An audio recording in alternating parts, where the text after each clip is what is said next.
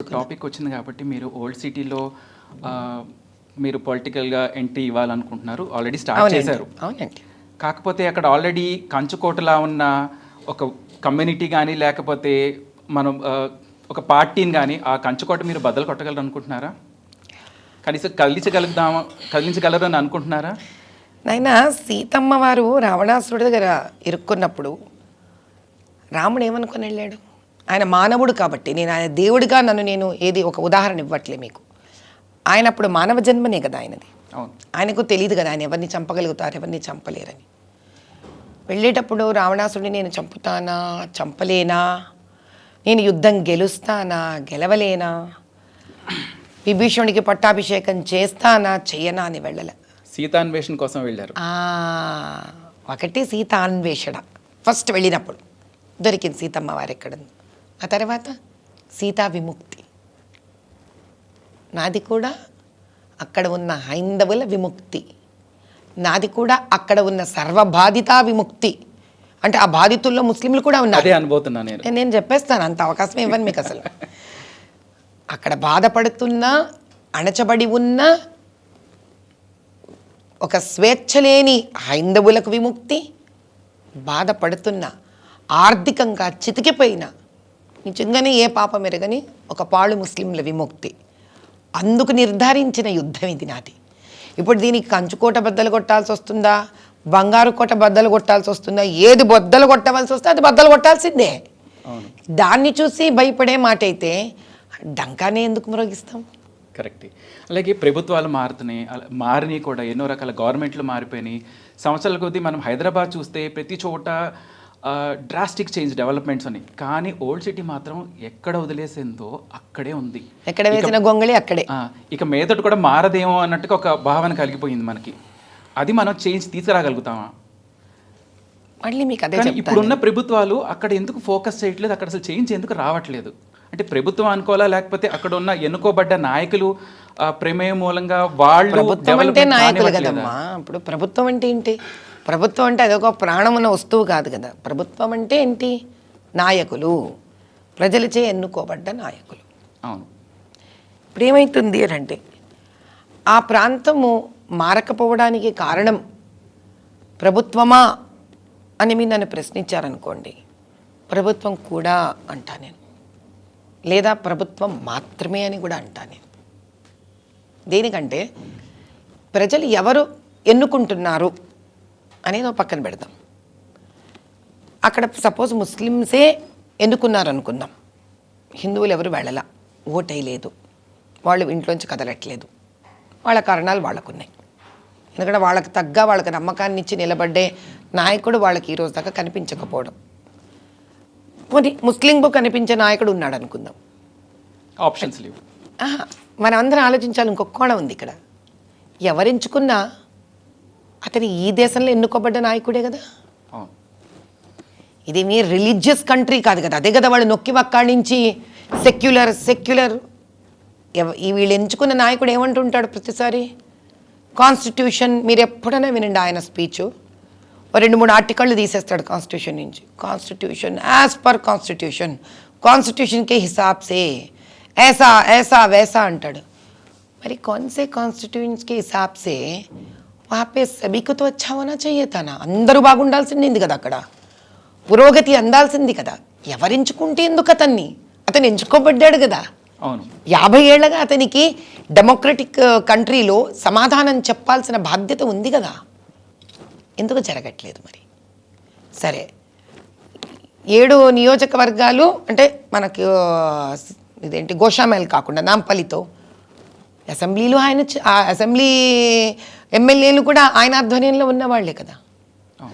ఎందుకు అభివృద్ధి చెందట్లేదు? కాబట్టి ఈ ప్రశ్న మీరు నాతో కన్నా అభివృద్ధి చేయని వాళ్ళని పిలిపించి ఒకసారి వేయండి. కానీ ప్రజలు దీన్ని ఎలా యాక్సెప్ట్ చేస్తున్నారు?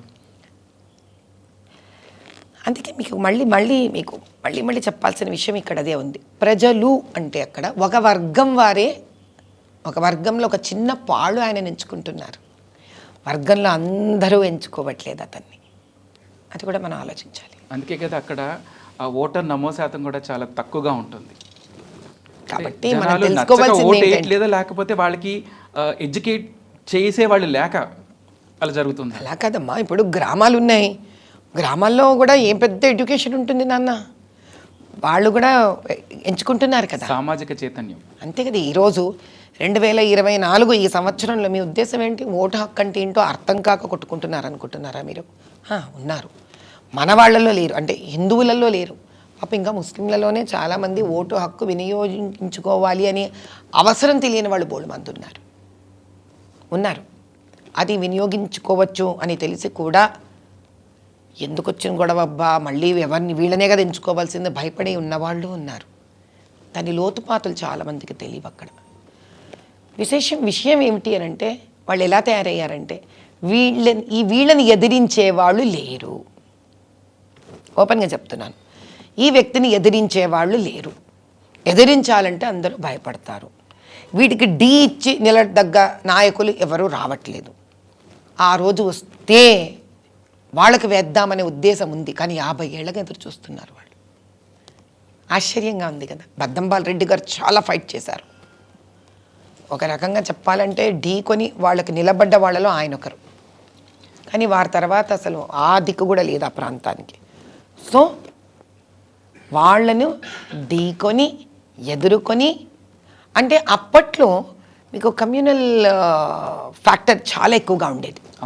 కానీ ఈరోజు 50 ఏళ్ళగా ఆ పాత బస్తీ దిక్కు దివాణా లేకుండా భయంకరంగా, అసలు నాగరికత తెలిసిన వాడు ఎవరైనా కూడా, కొంచెం ఆధునిక ప్రపంచం చూసిన వాళ్ళు ఎవరైనా కూడా, అంటే డెవలప్మెంట్, ఆధునిక ప్రపంచం అంటే డెవలప్మెంట్, ఇటు పక్క కొత్త బస్తీ, కొత్త సిటీ అంతే వేగంగా డెవలప్మెంట్ అవుతుంది. అది చూసి అలా బతకాలను కోరుకున్న వాళ్ళు ప్రతి ఒక్కరికి ఈరోజు తమను తాను ప్రశ్నించుకుని చివుక్కుమని ఫీల్ అయ్యే మానసిక స్థితి ఈరోజు ఉంది వాళ్ళల్లో.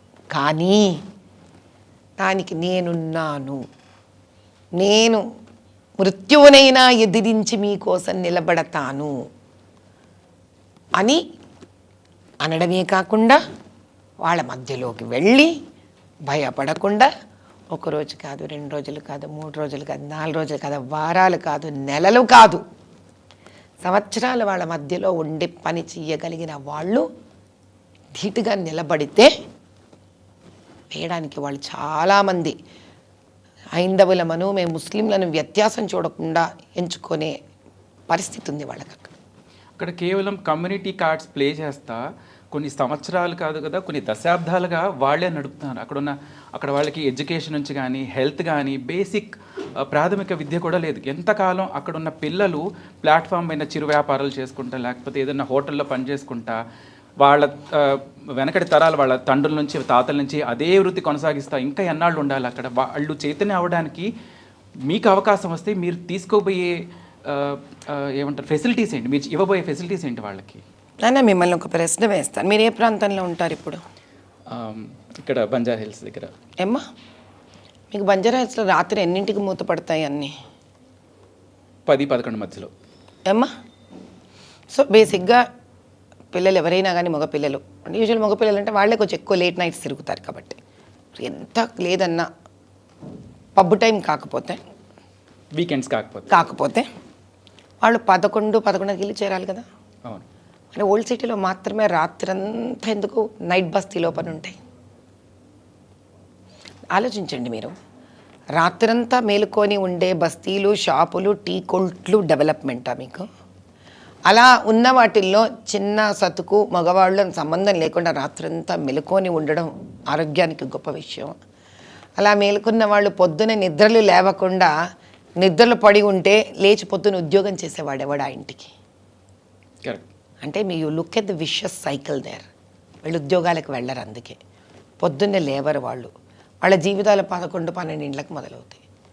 ఎవడు వెళ్ళు సంపాదించాలి, ఎవరు డబ్బు తీసుకొస్తే పిల్లలు చదువుకోవాలి, సంతానాల బారుడు, ఆదాయం మురడు, సంతానం బారుడు.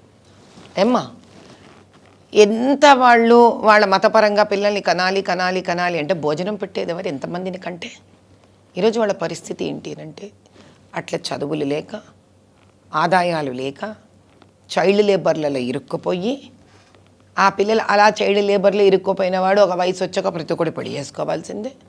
ఆ తర్వాత పెళ్ళాలను కొడుతూ, ఆ పెళ్ళాలు ఏదో పాపం చాతని చిన్న కుట్లో గిట్లో ఏదో చేసుకుంటూ, అది కూడా చదువులేని ఆడపిల్లలు ఏం చెయ్యాలో తోచక, ఇలా వాళ్ళకు తెలియని ఒక దౌర్భాగ్య స్థితిలో వాళ్ళు ఇరుక్కుపోయి ఉన్నారు. ఇలా మగపిల్లలైతే చైల్డ్ లేబర్ అనుకోవచ్చు, ఆడపిల్లలు అక్కడ హ్యూమన్ ట్రాఫికింగ్ గురవుతున్నారు.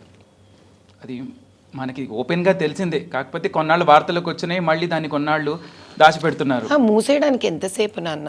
అక్కడ వాళ్ళే చాలామంది భయపడతారు. ఏమనంటే మేము నోరు తెరిచి ఏదన్నా కంప్లైంట్ ఇస్తే ఆ మరుసటి రోజు ఏ ఇద్దరో దాదాలో గుండాలు లాంటి వాళ్ళు వస్తారు, మమ్మల్ని చితకబాదేస్తారు, మమ్మల్ని ఇక్కడ బతకనివ్వరు అని. ఆ భయానికి కూడా వాళ్ళు అలా నోరు మూసుకొని బతుకుతున్నారు అనుకోవచ్చుగా మనం. కాబట్టి ఎవరు ఏమి చేసినా కూడా నేను భయపడను, నేను నిర్భయంగా నిలబడగలను.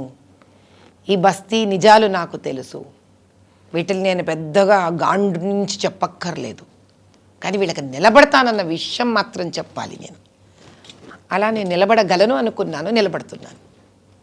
వాళ్ళకి ఆ ధైర్యం మీరు ఎలా ఇవ్వబోతున్నారు?